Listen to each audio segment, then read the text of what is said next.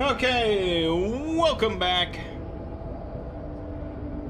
to my Let's Play of Disco Elysium on the PC. We are trying to get into the harbor, the shipping area, I guess, whatever you really want to call it. And we could find a secret way in, or we could try and fight this guy who's blocking our way, which is not a good idea. Or we can subscribe to his race supremacy theory, the race enigma, and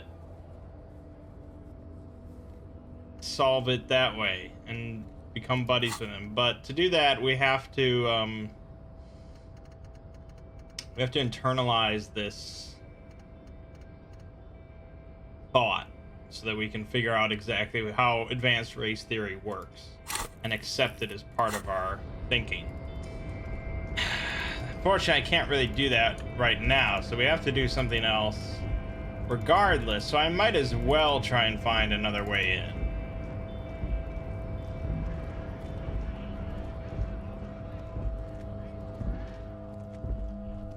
I mean, you can sort of see, like, north of us here, there's all this jumble of stuff. That we have not accessed yet. And I think part of it is probably this secret passageway that I didn't get open. I don't know if we can do anything with that. No. Okay, does this guy have anything to say? Oh, do you know what's behind the door? No. Okay. Alright, well, then we can talk to these guys, because we never did that. Let me handle this. The woman says to the crowd in the mess hall before turning to you. Detective disorientated. Are you still wondering where you are? This is Martinez, in case you've forgotten. I advise you not to overstay your welcome. Her entire character has shifted. This young woman is cold as ice. You're the gardener. No, I'm not a gardener. I'm a legal counselor for the Dockworkers Union. Crosses her arms. So let's get to it. You're looking for Titus Hardy. You think he has information that will help you? Maybe he does. Points to the man on her right. That's Titus. Talk to him. But know this. I'll be keeping an eye on you. No strong arming, nothing official. The district of Martinez does not recognize your authority to make arrests. It doesn't matter if you recognize our authority. We will make an arrest if we have to. That's sort of iffy. The fucking legal counselor preempts the conversation by saying that they don't recognize our authority to make an arrest. What's your role in all this? Like I already told you, I'm a legal counselor. She crosses her arms. Do you have hearing problems? What if I want to talk to you, not Titus? What you want is of no significance, officer. Don't test your authority. In Martinez, you are no one. What are you going to do to me? Lieutenant's not satisfied with the approach. What are we going to do to you? She starts laughing. It's a cold laughter, devoid of joy. The union isn't going to do anything to you. It is not a crime syndicate, it's a labor organization. A gruff hump from the table. Goddamn right it is. If anything, it is the RCM who do things to people. She shakes her head, but we digress. Why are you so aggressive? Aggressive? You make your living enforcing violence. These people are just dock workers. Just dock workers? Do dock workers spy on the police? We let you off easy, miss. Don't think it will happen again. Listen, you moral intern lackeys. You're a mob, enforcing the unlawful privatization of Revachol. 20 fat men in the Occident are stealing it all, and you're their bodyguards. Fuck yeah. Tall, broad-shouldered man takes a sip of his beer.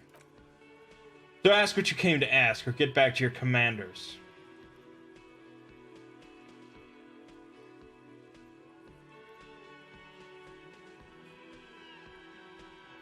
I like that. Good start. Let's take it a step further. Armed uprising.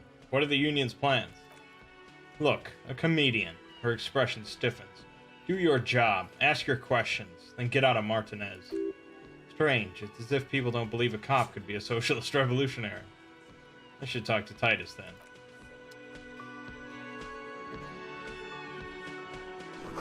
The bowl. There's spit in it, reeking of tobacco.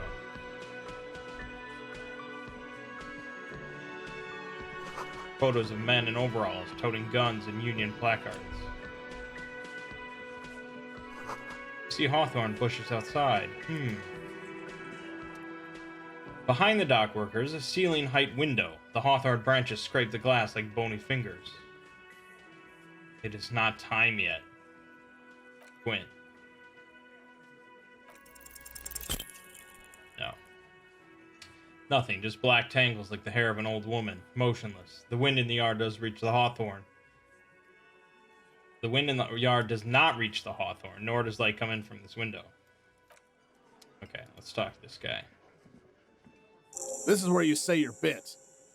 A broad-shouldered man points at you with a beer can. Detective? Lieutenant acknowledges you with a sharp note. He's leaving it to you. Don't say anything yet. Hey, dipshit. You hard of hearing or something? The boss man's talking to you. Don't let their squeals disturb your serenity. These are but simple peasants, sire. Chatters too inane to reach your ears. Raise your chin and gaze into distance like a prince. What, is he fucking kidding? This guy high or something?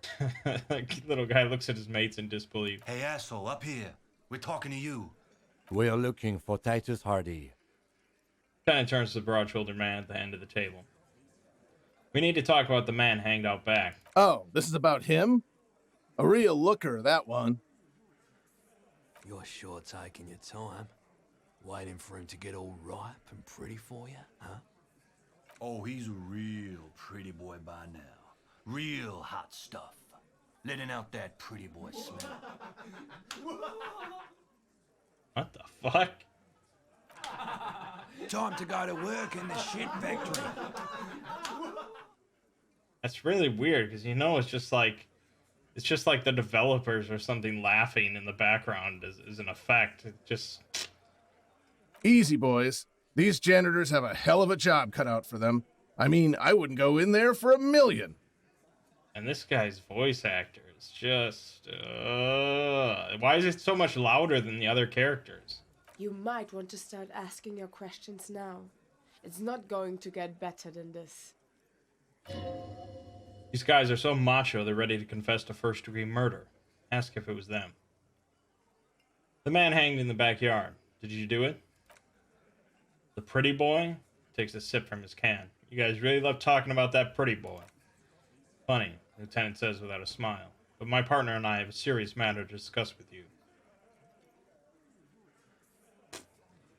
Why is there a container belt around the dead man's neck? Container belt, like we use in the harbor? Yes, why? Because we took it, he says, from the harbor where we work. Then we went out back and used it to hang him. We did this. He looks you dead in the eye.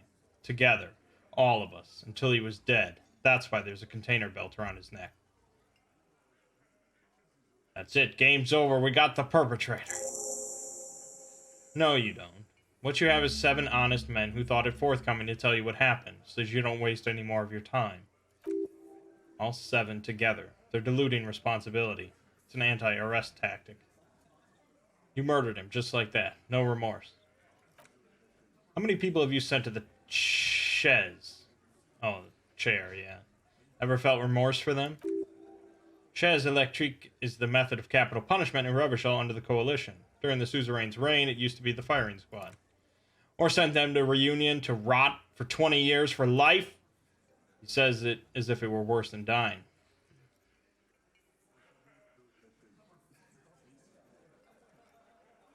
What we do is different. We enforce the law. You just killed people like it's nothing. But you see, a law, lawman, he says, squeezing his beer can, is something people agree upon. And here in Martinez, we agreed that this man had to die.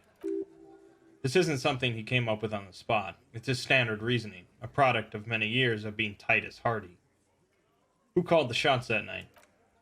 Are you deaf? There will be no singling anyone out. You can't arrest a Hardy Boy without arresting all Hardy Boys. Shadow of a smirk passes her lips as she tilts her head. Do you think you could do that? Do you think you could arrest them all? A trick question. Don't let her lead the conversation. No, but seriously, who calls the shots around here? Who do you fucking think does? Sounds more amused than angry. Pointed at Elizabeth. I thought she did. Wasn't a question, dickwad. How fucking stupid are you? This asshole's worse than... Falls silent. Titus runs the Hardy Boys, genius. That's why we're called the Hardy Boys. Ain't that right, fellas? Titus grins. I think you got your answer, Mr. Law. Yes, there are some administrative differences. She gives Titus a stern look. But on that night, they all acted as one man. When did this hanging incident occur? You don't have to keep answering his questions. The fixer turns to remind Titus. I know, Lizzie. Relax. He takes a sip. We killed him last Sunday night. Seemed like a good way to end the week. How long had you known the victim? Known him? We don't associate with scum like that, asshole. Yeah, who do you think we are? Quiet. Titus gives Glenn a stern look. Came around about 3 weeks ago, when that Pines cow first sailed into town. Happy? By the Pines cow, you mean Joyce Messier, the representative for Wild Pines. Lieutenant pretends to check his notes. The same company you're striking against. No, he stresses, I mean the Pines cow. That stupid-ass cow they sent in to fuck us over. But you know what? Rubs his chin, pretending to mull it over. Why don't you ask her about the pretty boy? I'm sure she has interesting things to say when you ask her hard enough. That's enough insinuation for today, Titus. She turns to you. Officer, your interview is drawing to an end. Don't waste your last questions. Why did you kill him? Why? He hisses through his teeth. Because he was a worthless mercenary scum, and he stepped out of line in my town. So he was a mercenary, that's it? And he stepped out of line, he repeats, jaw clamped shut like a vice. What kind of mercenary? The kind that shows up when you start a strike. The experienced kind, too. Had Lee Schmin and Semenine written all over him. Ex-Orange's Special Forces. Live grenade, the man spreads his arms. Right here in our bar. This one has a special gripe with him coming here. I can't prove it, but I know he was sent by the Wild Pines. They hire merc shit like that. Story of every strike from here to Samara. Hold on, how do you even know he was in Special Forces? Because 180 walked straight up to the mic and said, I'm Orange's goddamn Special Forces, and I'm gonna fuck you all. Really? Yeah, really. Had a gin and tonic up there, sang some Orange's Paratroopers song. Said he's gonna fuck everyone. We wouldn't believe it either, but he fucking did. Right there. He points at the stage, like some kind of animal. Sire, the tale is true. This is a serious violation of the karaoke code. Okay, besides crimes against karaoke, what did he actually do wrong? Wrong? He roars. He harassed women, raped one, harassed workers, threatened to kill some as a warning. He wipes spittle from his mouth. From rape to harassment to threats of violence, why the strange de-escalation? He regrets mentioning it, hopes he didn't notice. Kill us all if we don't open the gates, if we don't let the scabs in, if we don't bend over. Cracks his knuckles. And that was before he started coming here. Yeah, he said it was his favorite joint now. Started coming here every night, drinking, grabbing girls. Grabbed one of ours mid-karaoke, right there on the stage. He grabbed someone? Lieutenant is trying to make sense of this flood of information. Yes, girl's on the mic. Beautiful girl, young. Young! I don't know why I said it like that. Gets into the second verse of Lover Lake. Fucker grabs her leg, starts screaming. Show me your cunt. Why don't you show me your cunt? Holy shit! Then he gets knocked on the head with a wine bottle. Doesn't even fall down. Shakes his head in disbelief. Was this the same girl who was sexually assaulted? Raped, you said. Aren't you fucking listening? My man is talking to you. He took care of it. They got the girl out before anything else could happen. Yeah, me and Eugene got her out. Aren't you fucking listening? He repeats like a parrot. There's something odd here. Seems like they don't want to talk about that rape Titus mentioned. Why not? This is a serious allegation. Make them talk about it. Right, but who did he rape then? This is a very serious allegation. No. It's a moment of silence. You're not getting a name. That's a Martinez matter, and I'm not discussing it with you clowns. Nothing you can do for now. He's stonewalling you. How did you kill him? We hanged him up by his neck until he got real still. Wasn't that obvious, copper? Didn't they teach you anything at the cop school, idiot? This is where an autopsy would come in handy. You have to work with what you know. We need more. Did you muffle him? We haven't heard any reports of screams. Titus, you don't have to clarify anything. We overpowered him, dragged his unconscious body to the tree, put a noose around his neck, and hanged him till he was dead and steady. Then we left him for seagulls, maggots, the small man points at you, and you fucks. Make them a bit more uncomfortable first, then see if it all adds up.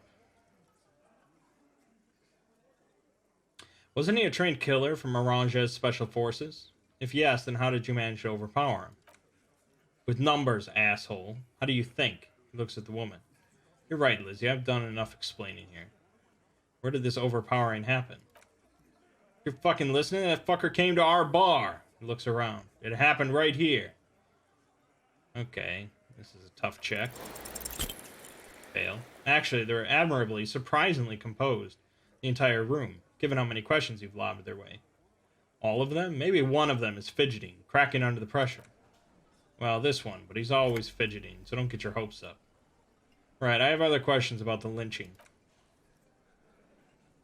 Why don't I just arrest you? Yeah, lawman. He takes a step closer as well, fixing his ball cap. Why don't you? It's almost an anthropological sight, watching him try to assert dominance over you. Not in the arresting mood? His mean little eyes come alive with hatred. By your side, the lieutenant keeps his hand away from his holster. You hear the nylon of his coat hiss as he steps closer.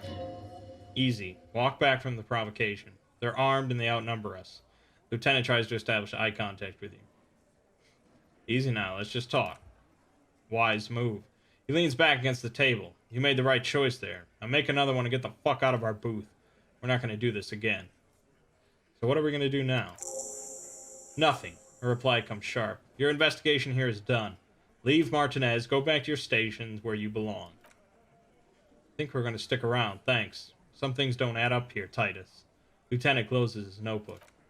I've done this job for long enough to know that people don't just confess to first-degree murder, even if it is a group responsibility. We're going to look into this. Good luck with that. He grabs another beer. You've heard everything a rent-a-cop is going to hear from us, real law officials. You're lucky you didn't get a beating. Rent-a-cop. So that's what this is about. He doesn't see you as his equals. Scan the room. No. He points at himself. Eyes here. You got business with my boys, you got business with me. He understood what you were doing, taking inventory of them. Now watch the other guys fuck it up by falling out of line. Yeah, you fuck with the Hardy boys, you fuck with Titus Hardy, shouts the scrawny rat-faced man, 2 teeth missing in the front. Yes, falling out of line to please him. This is the best kind. And now this guy is going to... Relax, Dennis, no one is fucking you yet, says the 40-something man from the corner, with a plectrum hanging from his neck. Use it to take a dig at his friend. Floodgates open. Yeah, Dennis, calm down. Blonde man in his 30s agrees. No one's fucking you, you stupid fuck. Let Dennis enjoy his fucking, man. We don't mind. You notice gang tattoos. The man must either be Mesk or Samarisian. This one knows how to keep things going. He's a hothead, but not one to be taken lightly. The last one is a bit of a black sheep. Yeah, fat guy in the middle lets out a little chuckle. You're not even being fucked, Dennis. Easy, fellas. We got company. Titus puts an end to it. Let's see what brings the cop around. Too late. You already got a pretty good picture of these guys. You can use this. What can I use it for? You can say something already. The rat-faced man doesn't let you think.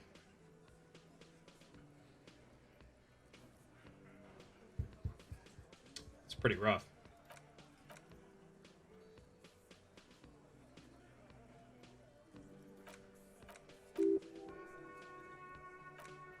Yeah, I didn't do the autopsy yet. I don't think I can try, but... Failure. Establish authority, yes, authority! Feverish thoughts race through your mind. Case.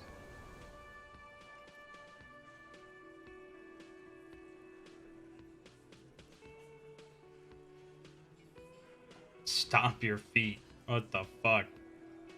The only thing keeping this town from going to hell, and you're not helping. What exactly you been doing that's so goddamn special? Shitting yourself in front of us?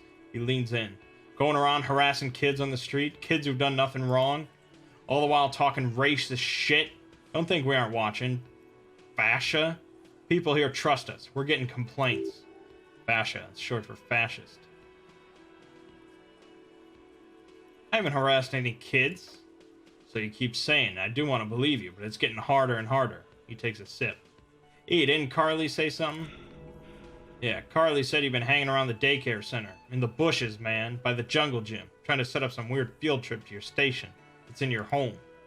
I can believe that. That rings true to me. He nods. Carly works in the kindergarten, right? There is no Carly, and there is no kindergarten. The lieutenant says to you, concerned you might not get it. It's a joke, and we're getting derailed. Please stop hanging around the jungle gym. Whatever you're doing there is making you look awful. It's not helping you with these guys at all. Alright, fuck. Getting my ass handed to me in this town.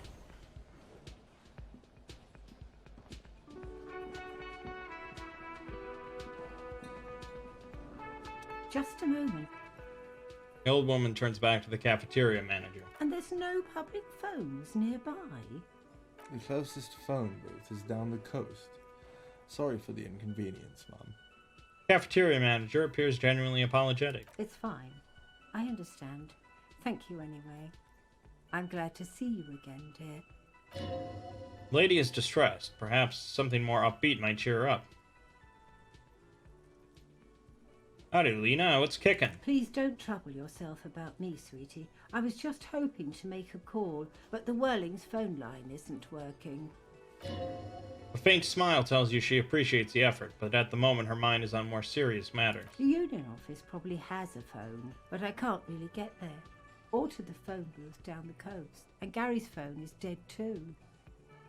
Wait, what's wrong with the phone line? The manager was vague about it.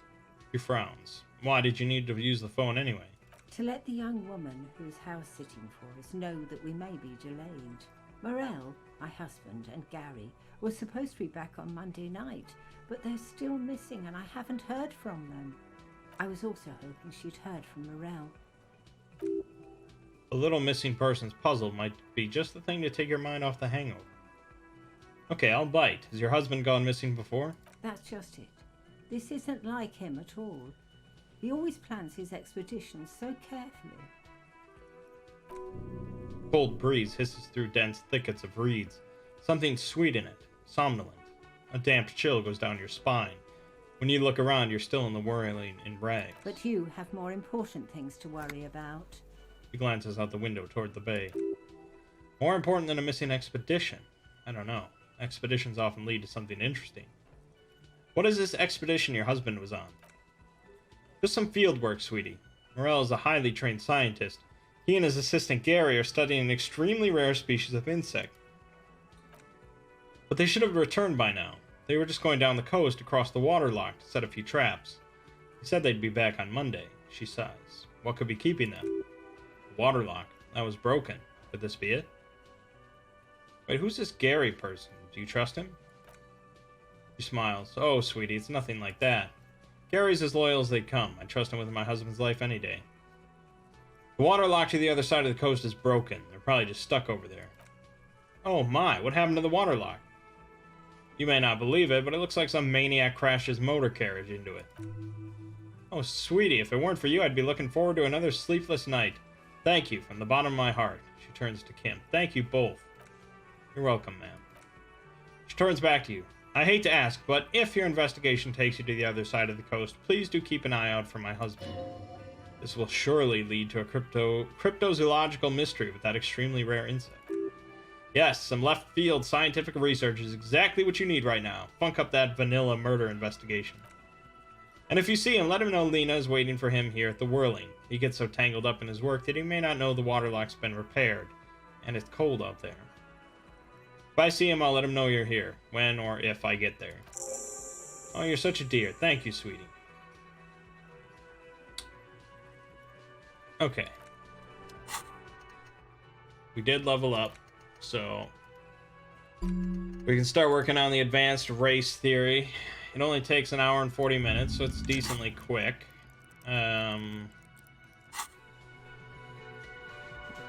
But in the meantime...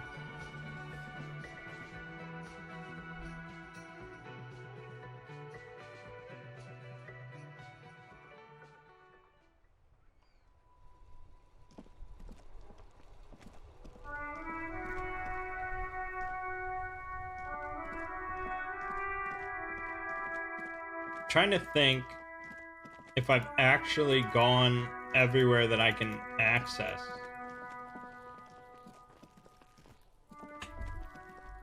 What is this? The pile of Eternite looks stranger now that Kuno told you about his pad. What is this?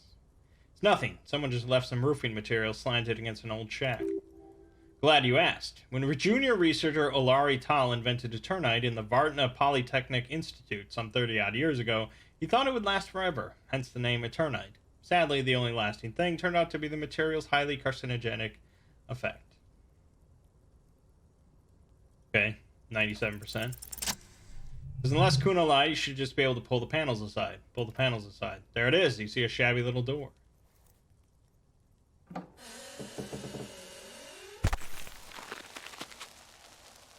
Okay, could have been a little more gentle about that.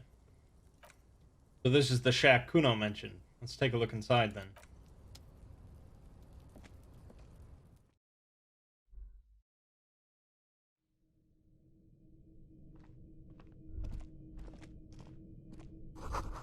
An empty tube of Magnesium Supplement. A Magnesium Supplement you rub on your chest to live a happy magnesium-rich life. Silver plate with traces of bone yellow powder. Be still, my beating heart. It's amphetamine, sweet amphetamine. Lieutenant isn't studying the powder in the mirror. He's studying you. There's a good vague way to ask where he stands on drug use. Professionally, I mean. I've heard amphetamines make you a really good detective. Are you a really good detective? Someone has taken narcotics here. Perhaps the police should interfere. Perhaps not. He looks at you. This is below our pay grade, detective. However, he points to the ladder in the corner. See that ladder there? It's probably another way into the industrial harbor, no? A secret path the local kids use. I find the secret path right after I start thinking about advanced race theory. The poster says, get out of the way or get fucked up. Cured pig's head. It looks mummified. Steal from him.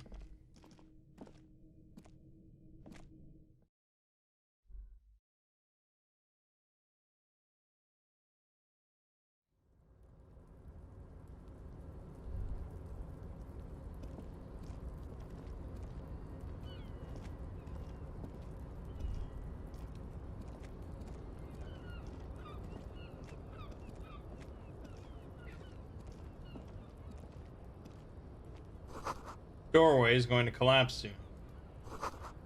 Restoration pillars keep the ruins together. Postcard Grand Crown 37. Worth some money.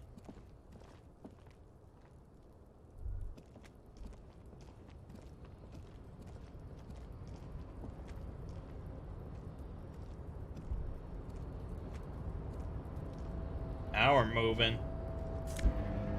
Got some nose of bed.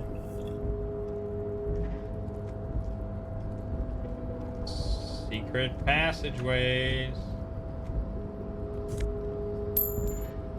Money.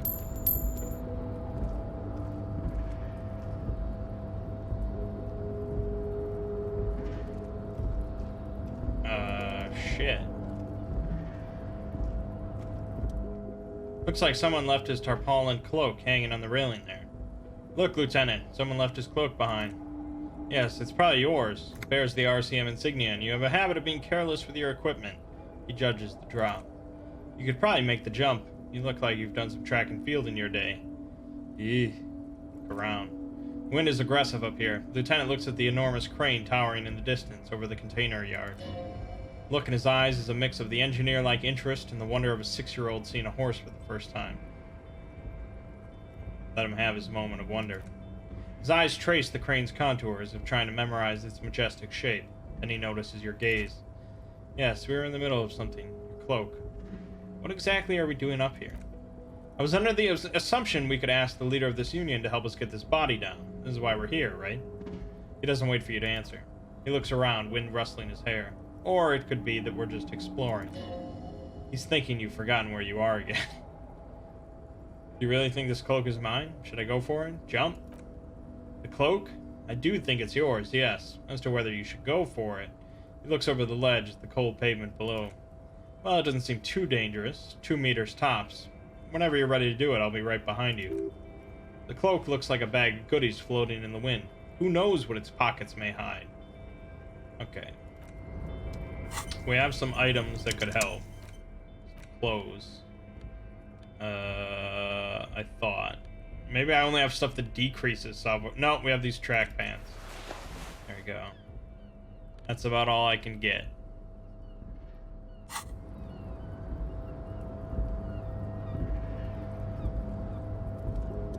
That bumps us up to a 42% chance. I'll take those odds. Nice. As you leap in the air, a chilly breeze engulfs you, sharpening your senses. Close your eyes and let your senses take in the world around you.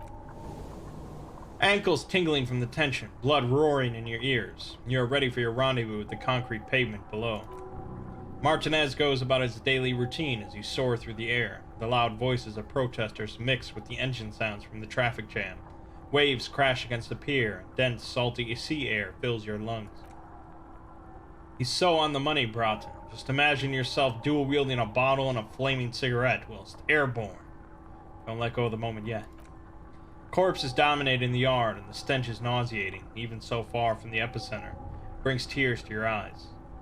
Continue the voyage through the salty air. Nice.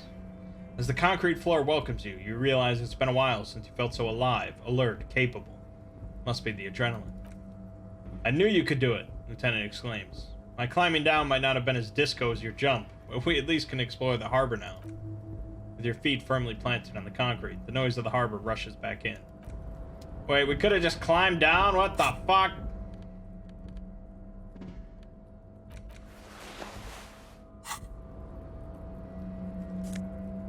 Alright, RCM patrol cloak. Coke. Nice. Oh, I have to get rid of the sweet-ass naval coat. A police cloak made from heavy tarpaulin. It would be nigh wind and waterproof if there weren't 3 bullet holes scattered on the surface. Signature white rectangle of the RCM covers the garment's back. Bullet holes, huh?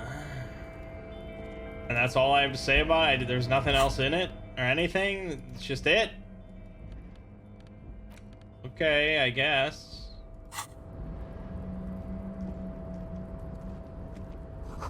Collecting rainwater.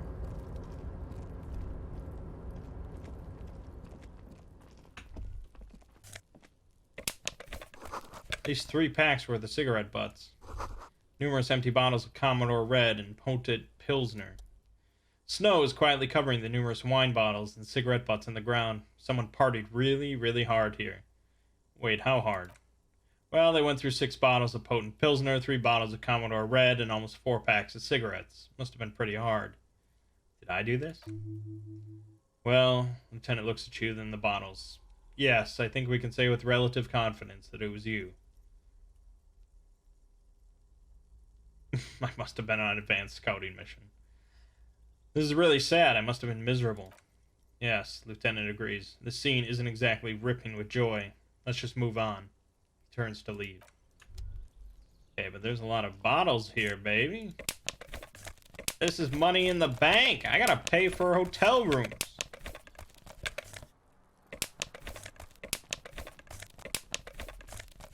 Such a weird sound effect they chose. What is that, like, snapping sound? This is the night watchman's booth. The name on the door reads Rene Arnoux. Listen, it's okay to take a few minutes to yourself. Sit down and have a breather. So this is where Rene works. I'm going to look around. If you must. Lieutenant looks around. But please hurry. We're pretty easy to spot up here. Nothing incriminating catches your eye. The cabinets are clean and their sparse contents meticulously organized. There's a framed photograph on the table. Take the picture. It's the black and white photo of a young couple out in a street fair. The man, Renee, is dressed in a Royal Carabinieri uniform. The girl's young and very pretty. She's smiling playfully at the camera. Renee looks like he's about to smile. This photo must be tied to some good memories. Why did you take that photo of Renee? Picture of Renee, the lieutenant asked, glancing at the photo. I'm gonna ask him about it. You're really interested in that old soldier, he marked, surprised. Not sure I understand your fascination, but sure, as long as it doesn't take up a whole lot of time. I could have a seat, but that seems like not a good idea.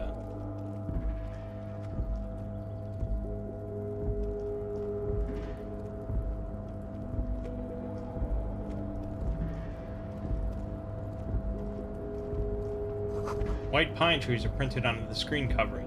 Looks like a forest under snow.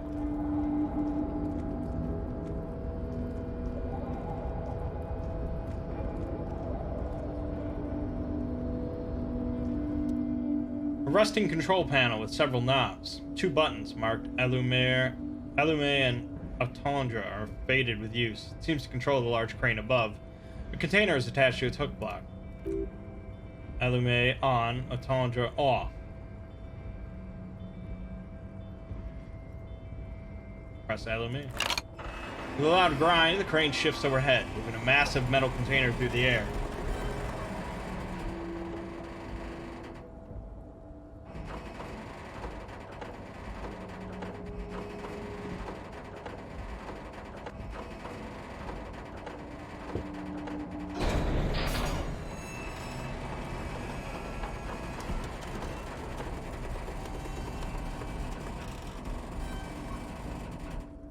Jesus.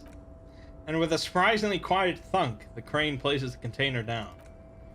Can't see how that was worth the ruckus. He looks at the crate, except for seeing the crane in action, which I admit was satisfying.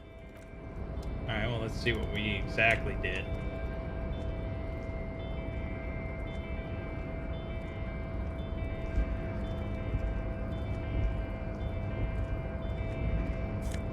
Money! Almost $1 sitting there. You see faded industrial lettering on the platform. Kvalsund.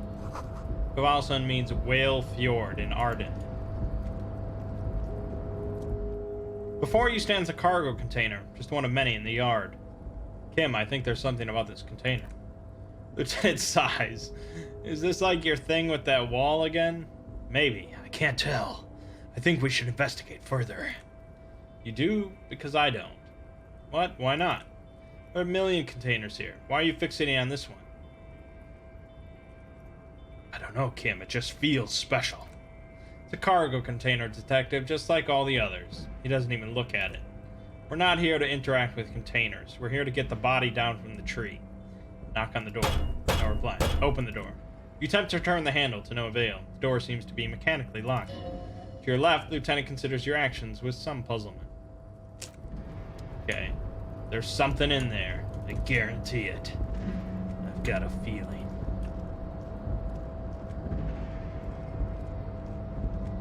More money! Oh, I had a thought here. The shipyard ahead is oddly quiet. Great machines are sleeping. The speaker tower is silent. There is no work to organize in the yard below.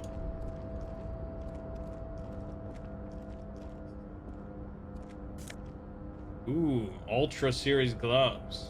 Plus 1 half-light. What do I got? I got these fingerless gloves. Sure, let's pop on some Ultra Series. For ultimate performance efficiency, these fallen Ultra Series gloves come fingerless and with a grippy padding covering the palms, making these ideal for quadrupedal movement or for lifting cargo. Yeah, one of those is probably more likely to occur. Industrial-sized thermos. Smells like burnt coffee. Look at all this money. Oh my god. Oh, I didn't want to do that. No, not yet. Not yet. Not yet.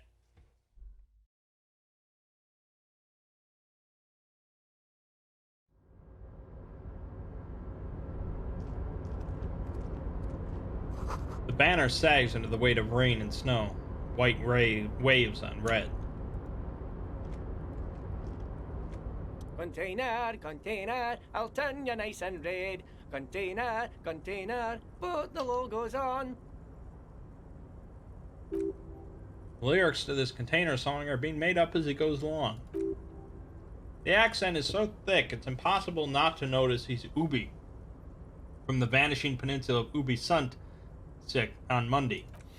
Container, container, used to be Pines. Container, container, now belongs to Everett. The tiny man is so engaged in his work he doesn't notice you. Hi! Everett, Everett, Everett, he looks after everyone. Huh? Well, hey there. How can I help you, mister? The look in his deep blue eyes is as sincere as you've ever seen. Kind of makes you feel like an asshole for no apparent reason. I see you're not a union man, mister. Did you get lost? You're not one of them scabs, are you? Shadow passes over his kind face. Actually, I am, yes. I even said so to Manana. I mean, I don't personally mind. Folks is just folks, you know. And folks gotta eat. Doesn't seem to be waiting for you to answer. Just some of the other guys don't look too kindly on the scabbing kind, if you know what I mean, mister. You're Ubi, right? Oh yes, born and raised in Irish, mister. Mom had to leave my dad after he got a bit violent. Took us here to the new world. I was about 10 then, too old to lose my accent then. People say us Ubis are all up to sorts of trouble with sheep and other animals and whatnot. I just want you to know there was never any of that where I come from. No sir, those are just nasty rumors. Thank you for clarifying that, sir. What are you doing with the containers? Oh, I'm just making some covers for them containers here. So yes I am. So it's easier for the crane operators to spot them. He waves at the containers towering behind him. What's going on here? The containers in the yard are green in Wild Pine's livery, and the mountain rising behind Leo is all red in Union colors. Like some red infection was spreading outwards from the container yard's core. This looks like a massive redecorating operation, Kim. Yes, they're hiding it from the inside. All the red containers have the Debardu's Union logo on them. Leo, has anyone told you why you need to change the covers? No, not really. He shrugs and continues merrily. Mr. Everard doesn't tell me all the big things. Says I go and tell him to everyone. Thanks, Leo. You've been very helpful. Oh, no trouble at all, mister. No trouble at all, little guy affirms merrily. Where is everyone? The harbor's empty. Oh, most of the guys are down at the gates, keeping the scabs from coming in. He leans in with a confidential look. We're on a strike. The whole union is. You don't have to work when you're on strike. Ha, we haven't worked for 2 months now. So no one is working. Not everyone is down there, of course. He chuckles. Mr. Everard is in his office, where he always is, and Jean-Luc is guarding the gate. He pauses to think. But Titus and his boys got into some drunken trouble, and Everard sent them on a nice vacation for a week or so. He stops, but seems eager to tell you more. What trouble did Titus and his friends get into? Oh, I'm not really supposed to talk about that. That's union business. He smiles and leans closer. Him and his boys stirred something up in town. Probably drank too much and got into a fight or something. Heard Mr. Everard telling them to take some time off. Don't call bad cop on this simply friendly fellow. But what did they actually do? I guess the boys got a bit too rowdy and had to let out some steam. I don't really know the details. That's just how boys are, you know. Another chuckle. I haven't been in a fight since I was in middle school. Easy, Leo. Let's keep this on the Hardys. He looks to you for assistance. Look at him. It's not going to be anything useful anyway. Don't fight it. Better to go with the flow.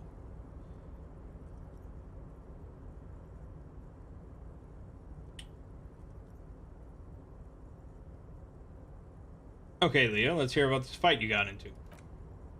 I remember I was a runt of the class. He laughs merrily. Bigger boys always used to pick on me. See, I had a bit of a temper back in the day. Flew off the handle like nobody's business. Mr. Everard and his brother always came to help. Once they beat old Noel Becker so bad he needed stitches on his head. Chuckles again. Noel never started another fight with anyone after this.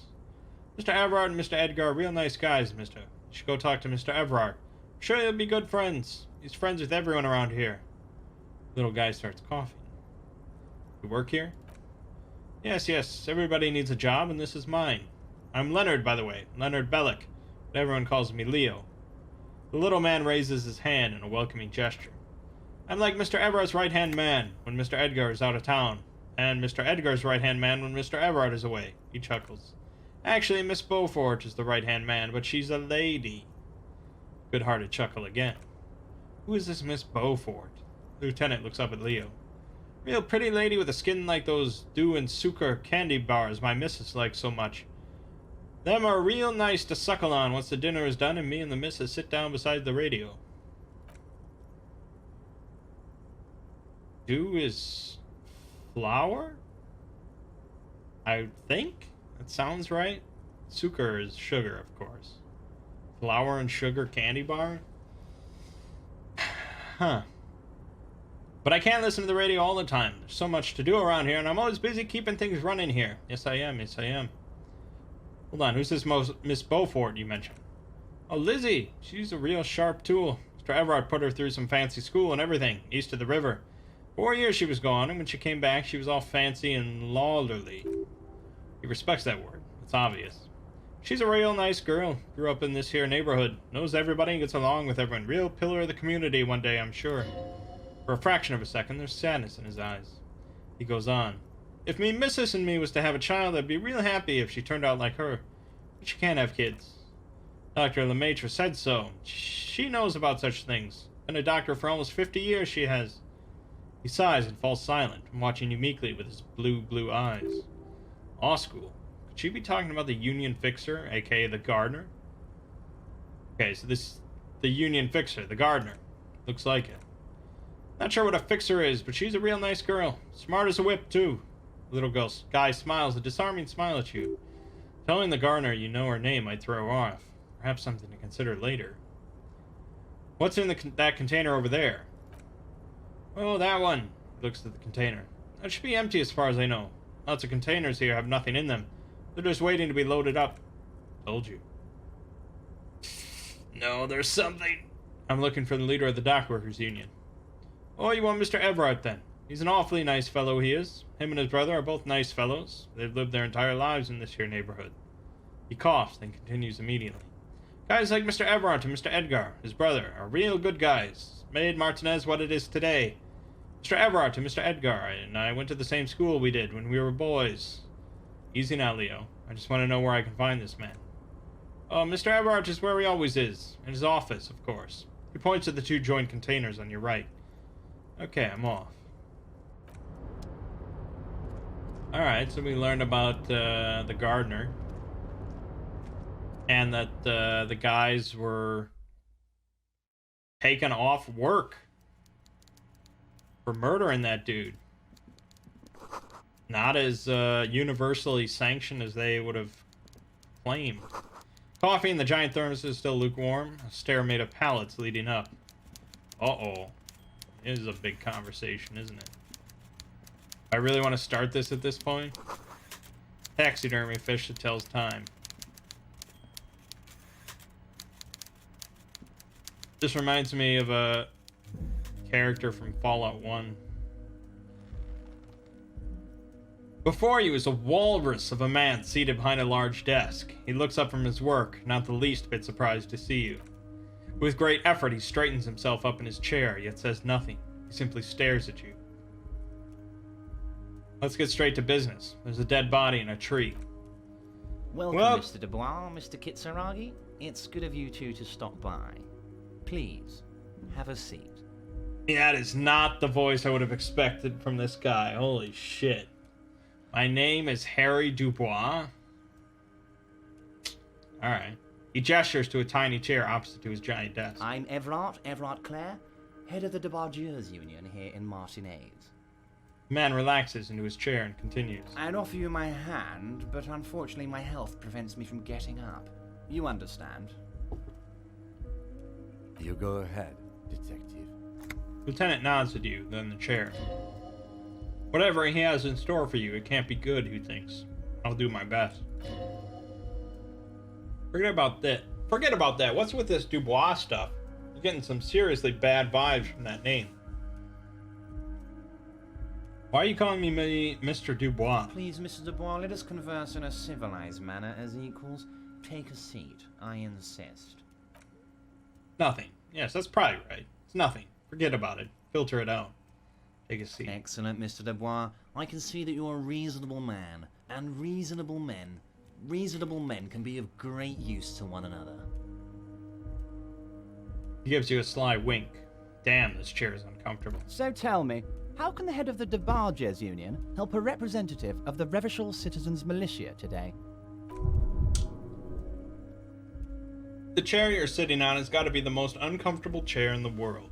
It's violating your backside. Oh, by the way, I heard you got a rather rude reception from a certain Lawrence Garte.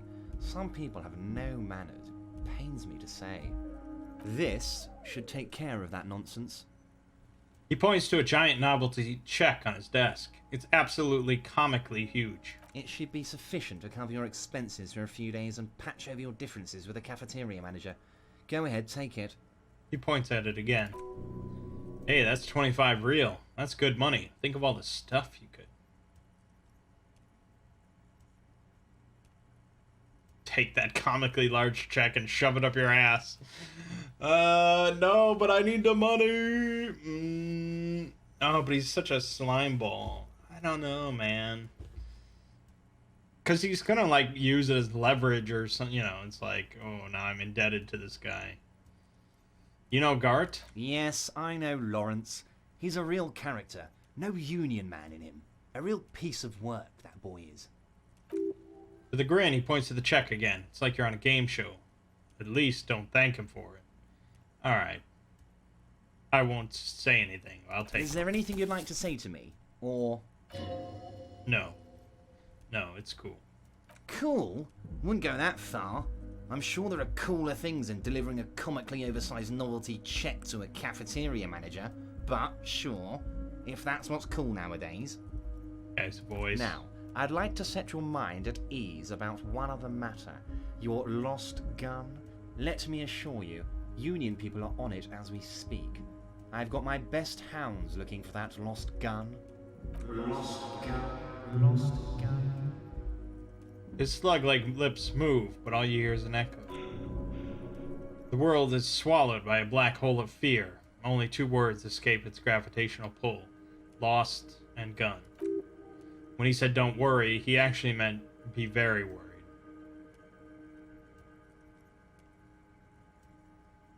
I'm not worried. I got this. Are you alright, Harry? You say you've got this, but you seem a little anxious to me. Don't be.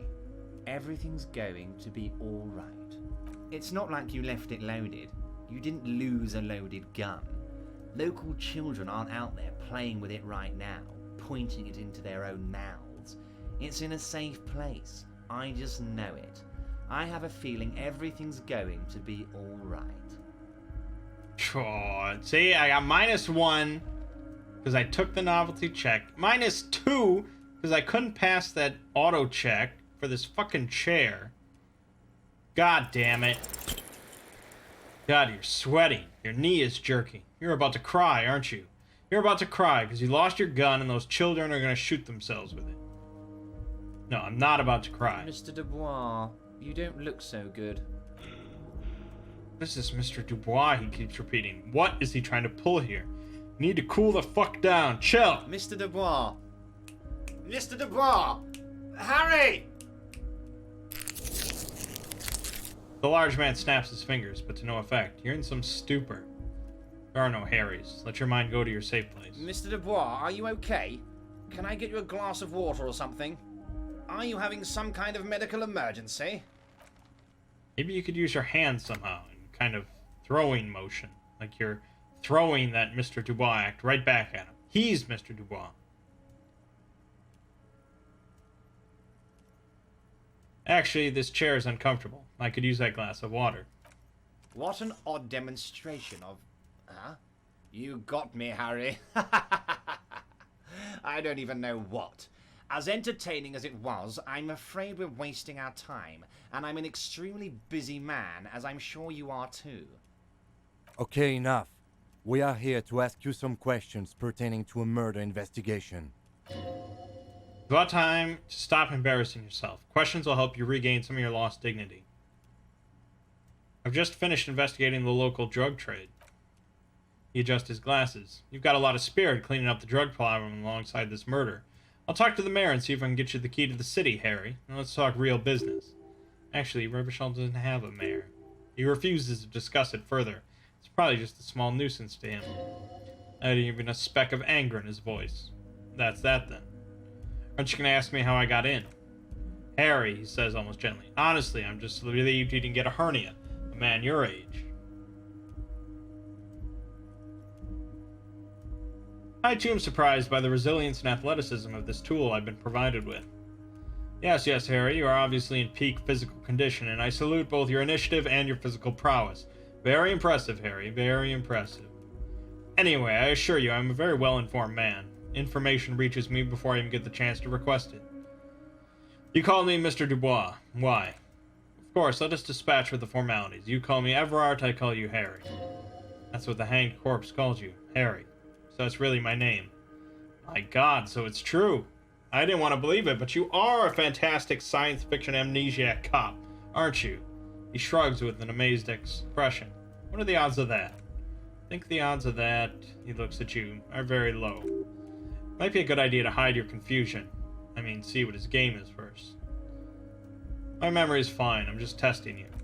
So good to hear that, Harry. Apparently my sources were wrong. Pass the brown folder in front of him. However, if you did have a spot of memory trouble, I could help you out. My big fat folder. Words flow like a river of honey from his lips. I guess word has already reached him. No matter, no harm done.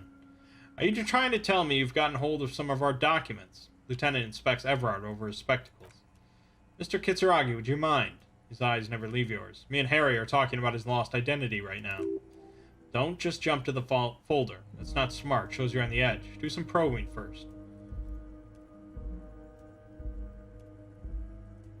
Get this straight. What is my full name? It's Harry. Glances at the folder. Harry Dubois. Okay, I like it. I can work with that. I can work with you, Harry. He raises his index finger. Now, what else can I do for you? You know anything about my family? Do I have a wife or kids or family? Harry, you're not a family man. There's not one peep of family in here. Unless you think you're a family man. Do you strike yourself as a family man, Harry? You're right, I don't. That's why I like you, Harry. His fat finger is pointing at you. A good man knows both his strengths and his weaknesses, and you are my friend. And you, my friend, you are one of the all-time greats. What kind of cop does it say I am? Well, Harry turns a couple of pages in the folder. If I were to sum you up in one word, it would be apologetic. I'm sorry?